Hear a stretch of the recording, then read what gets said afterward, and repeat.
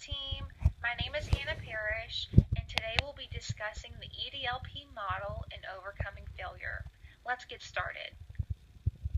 Our first topic is how can you apply the EDLP model into your spheres of leadership? In our book, Mastering Self-Leadership, Neck and Mance described the EDLP model in its 5 stages: initiation, launch, growth, stabilization, and exit, as a toolbox used for entrepreneurial thinking. In one of my spheres of leadership, I utilize it in a job-related project proposal. At my job, I'm responsible for proposing and implementing projects.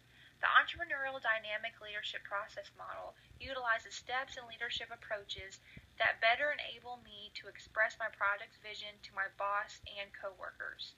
By doing so, they're more likely to offer constructive input that could increase the possibility for success for all of us involved.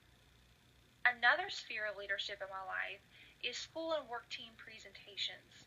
When presenting a topic of interest to an audience, one must be energetic and enthusiastic in order to gain and retain attention.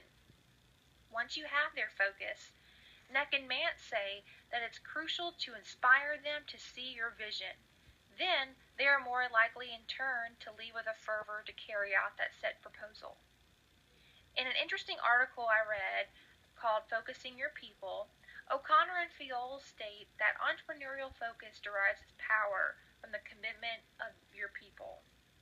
Sometimes it takes the gentle guidance from a watchful and careful shepherd to guide the sheep to greener pastures.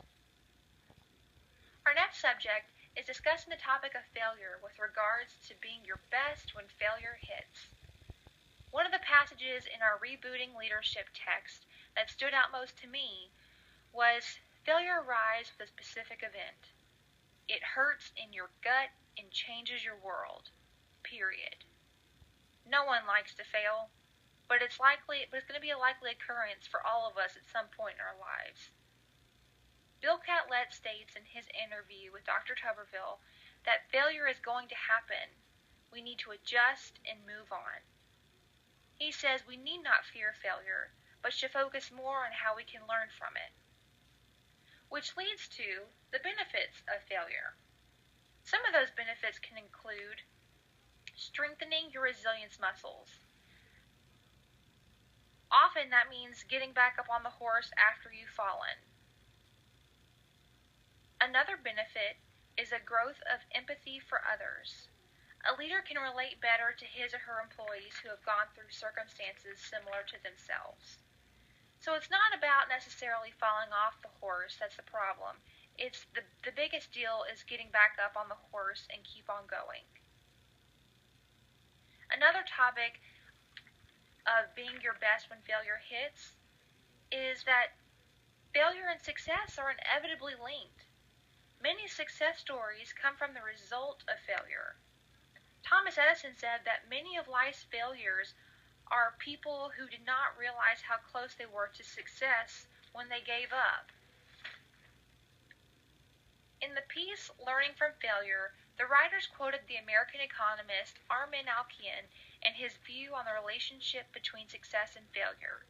He states that, unfortunately, failure or success often reflects the willingness to depart from rules when conditions have changed.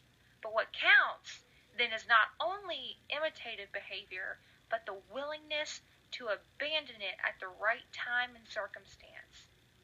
I think he means that as leaders, we must be able to take risks, and with that, the associated consequences, whether good or bad.